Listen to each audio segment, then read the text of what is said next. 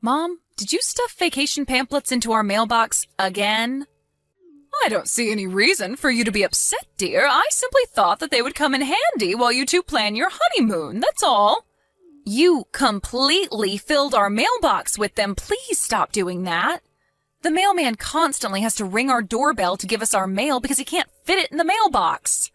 I'd rather you stop giving us those pamphlets altogether, but could you at least just set them on the front doorstep instead? I was only trying to be helpful. Regardless of your intentions, it's getting out of hand. Am I clear? Don't put them in our mailbox anymore. That reminds me, have you decided on a destination for your honeymoon yet? We're still thinking about it. Why do you ask? What? You mean you haven't decided yet? But it's been 6 months since your wedding. Yeah, well, Sam and I are both busy with work, and our schedules are pretty hard to coordinate, so... Oh, and that wedding. Even after I went to the trouble of planning a beautiful wedding for the two of you from top to bottom, you didn't use any of my ideas. I was so shocked. Weddings are for the bride and groom, Mom, not their parents. We planned our wedding the way we wanted. That's normal. Not to mention the wedding you planned was unbelievably extravagant. A $30,000 dress? $500 per plate at the reception? Who do you think we are, the Kardashians? You could have taken out a loan. Plenty of couples do that these days. I am not going to spend so much on a wedding that we're never going to be able to afford to buy a house, Mom. Look, we've been through all of this before, and I'm tired of having this conversation. I need to get back to work now. Since you were insensitive enough to disregard my wedding plans, I expect you to at least take my honeymoon plan into account, understand? My travel sense is impeccable. A vacation planned by me is worth more than money. This is our honeymoon, so we will plan it in the way we want to. End of discussion. Nonsense! You said yourself that you haven't decided on anything yet. It's clearly far too much for you to handle by yourselves. Listen, dear. A honeymoon is an important step for a new couple. It sets the mood for the rest of your marriage, creates memories that will last a lifetime. But you still haven't even decided on a location, much less transportation and lodging. Is this how you want your marriage to start, with indecision and procrastination? We're starting our marriage with thoughtful planning and deep discussion between the two of us, but thanks for your concern. We'll take a look at the pamphlets you gave us, okay? Is that enough to satisfy you? We'll see. Let me know when you've finalized your plans. I'll let you know whether or not they're up to snuff. Frankly, I'm not interested in your opinion. Excuse me? Like I said, I need to get back to work. Goodbye. Hey, Sally. I just made it to the hotel fine and got checked in. Thanks for letting me know, Sam. I hope you enjoy your business trip. I'll do my best. Travel's nice, but when it's for business, meh. By the way, I just realized that my mom sent me a text. She said you complained about her stuffing our mailbox with a bunch of travel pamphlets again. Don't tell me she was getting on your case about our honeymoon again. Yeah, she was. She took it to a new level this time, too. It looked like that mailbox was about to burst at the seams from all those pamphlets. Unreal. I'm sorry you had to deal with that. I took a look at them, thinking maybe there might be a chance that one of them might be interesting, but they're all guided tours with a private guide who goes with us everywhere. Why would we want a third wheel on our honeymoon? That reminds me. My dad told me before that my mum had booked that exact same kind of tour for their honeymoon. Dad said it completely destroyed the mood. The two of them never had any privacy at all, with the guide constantly with them, at restaurants, parks, stores, etc. But it sounded like Mum enjoyed it, at least. You think that's why she's pushing it on us? Because she had such a good time with it? Yeah, probably. For her part, it's not like we've told her what sort of honeymoon we had in mind. But then again, even if we did tell her, I'm sure she had just managed to find a way to barge in on us. So it's probably best we just keep her completely in the dark. It's crazy that you're so comfortable talking about your own mother like that. Hey, it's the truth. Just the way my mum is. The way she's always been. Once she gets an idea in her head about something, she has to inject herself into it, even if it has absolutely nothing to do with her. That's why I never told her about, well, you know what. Ah, that. Yeah, I was hoping you wouldn't spill the beans to her about that. But are you sure you're okay with that? Yeah, I'm sure. I talked to my dad, who knows all about it, and he gave me his blessing to keep it between us, so yeah, let's just continue to do that. Okay, well, as long as you're okay with it. Hello there, Sally. Today's the big day, isn't it? I bet you're so excited. I know I am. Huh? What should I be excited about? Oh, come now, dear. Are you still going to keep the act up? I know you were trying your best to keep me out of the loop, but you've underestimated me. I know everything. Mom, I seriously have no idea what you're talking about. Oh, well, you can go ahead and be that way. It doesn't change the fact that I know everything. Could you please stop talking like that and just tell me what you think it is I should be excited about? I'll see you soon. Sally, where are you? You need to come and pick me up from the airport. I'm waiting. What? What do you mean, the airport? Where are you? Okinawa. Where else? Okinawa? You mean in Japan? Which hotel will we be staying at? I hope you picked the one I recommended. The buffet breakfast looked phenomenal. You're not making any sense. Come on, Sally. I just arrived in Okinawa, so tell me where the hotel is. Seriously now, dear, get with the picture. Exactly what picture am I supposed to get with, Mom? Why are you in Okinawa? And why are you suddenly expecting me to come to pick you up from the airport and take you to a hotel? Did I miss something? I don't remember you ever talking about a vacation to Japan. My goodness, Sally, you never give up. I know your honeymoon in Okinawa starts today. What? I heard Sam talking to his father about going to the Blue Cave on your honeymoon. When I looked it up on the internet, I figured out that you were going to the Blue Cave in Okinawa, Japan.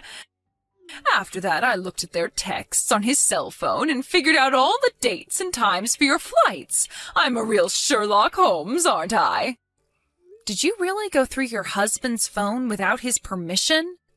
We've been married for 40 years, dear, so what if I did? But enough about that. Let's talk about our plans. So we're going snorkeling in the Blue Cave, then? Ugh, you really have terrible taste. I made a deliberate effort to remove any tours with snorkeling from the pamphlets I gave you, but you went and signed up for it anyway. I thought you had learned your lesson about listening to my recommendations after that disaster of a wedding you planned by yourselves. It's clear you need the help of a travel expert. That's why I decided that I would tag along with you on your honeymoon to help you enjoy yourselves on your trip to Okinawa. And as your official guide, I hereby declare that your silly little snorkeling thing is cancelled. Mom.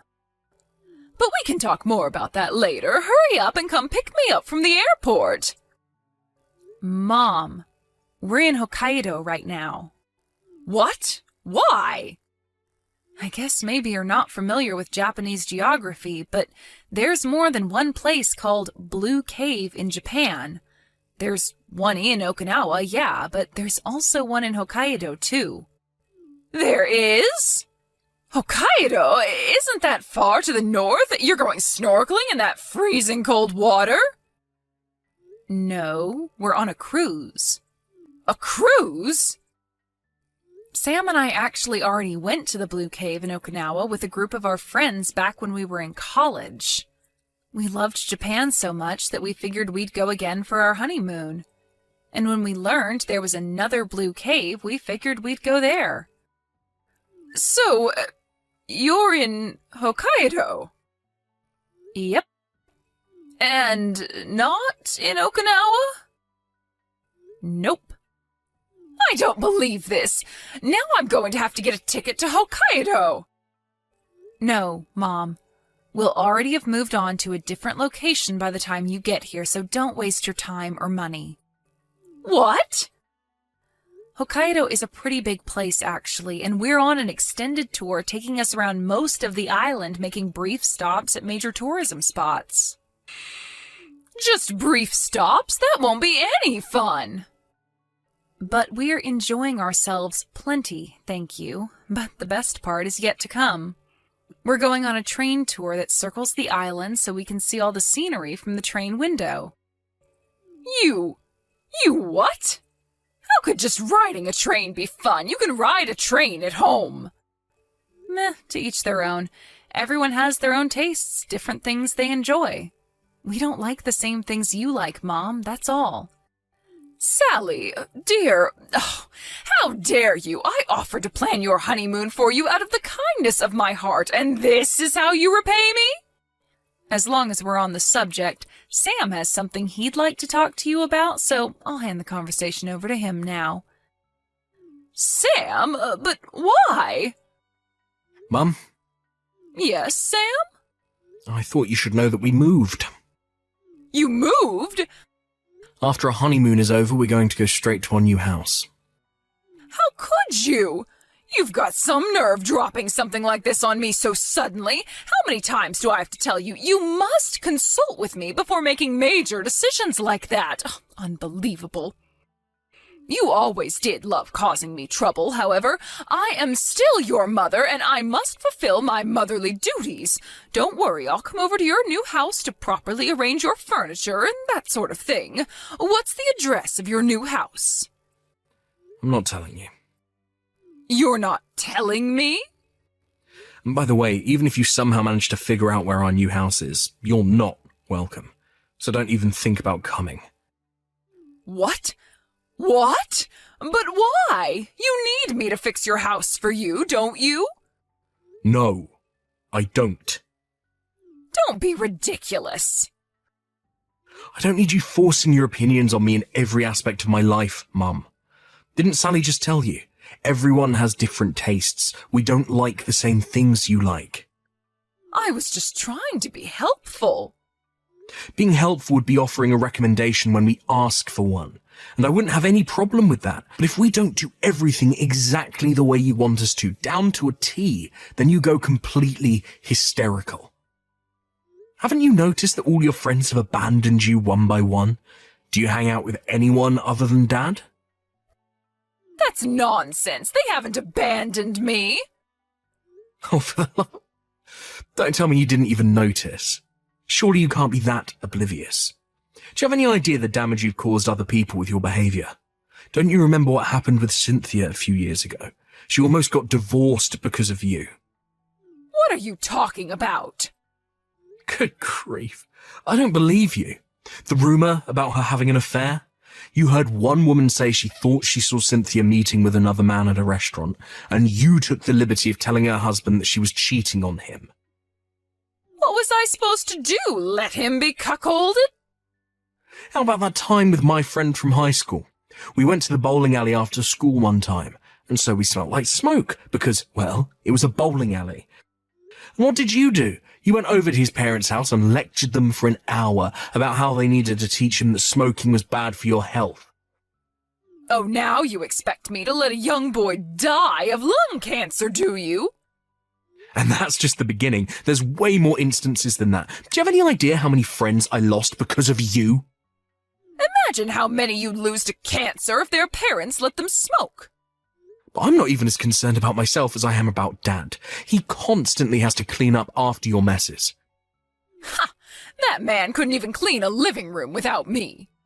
Every single time you make a fool of yourself and cause massive problems for people, who's the one that has to go and apologize and beg them not to sue you for harassment? Dad. I would know. Ever since I became an adult, I've been going with him for those apologies. I'm sick of it, and I'm sick of you. Sam, you can't talk to me like that. Everything I've ever done has been to help you, to help the people around me. I was just being a good neighbor and friend. You have a bizarre understanding of what help means, Mum. You've done nothing but cause chaos for me and everyone else in your life. You ungrateful little brat. This conversation is over. You're not welcome to come to our new house. Even if you should show up on our doorstep, we will not open the door, we will not let you in. And as far as I'm concerned, I don't even want any sort of contact from you at all. You can't do this! I can, and I will. Ugh, you obstinate child. Anyway, now that I know you're in Hokkaido, I'll do you the favor of looking up some proper tourism destinations. Even after all that, you're still not listening. No, you're the one who's not listening to my advice. Ugh, I'm so sick of this. Just don't bother us on our honeymoon. Got it? Go home. Now. Goodbye. My mother-in-law took a flight home the next day. However, when she arrived home, she walked inside to find a stack of divorce papers sitting on the kitchen table. I had heard that her husband was considering divorcing her, and I guess he saw this as the perfect timing to finally do it. He never contacted her again, and had a lawyer handle all the divorce proceedings. He's now living on his own in a nice apartment near our new house. I've got to say, he seems to be doing better than I've ever seen him before now. He looks like someone who's just had a good stretch after a long nap. It's like he's a brand new man. As for my mother-in-law, she moved in with her younger brother and his wife for a while. But before long, she started to give her particular brand of advice to her brother's wife, which was, obviously, not received very well by either her brother or his wife. He was, to put it simply, furious. He kicked her out of his house not but a month after she moved in. The last I heard, she was living alone, very alone, in a small apartment in the city's outskirts.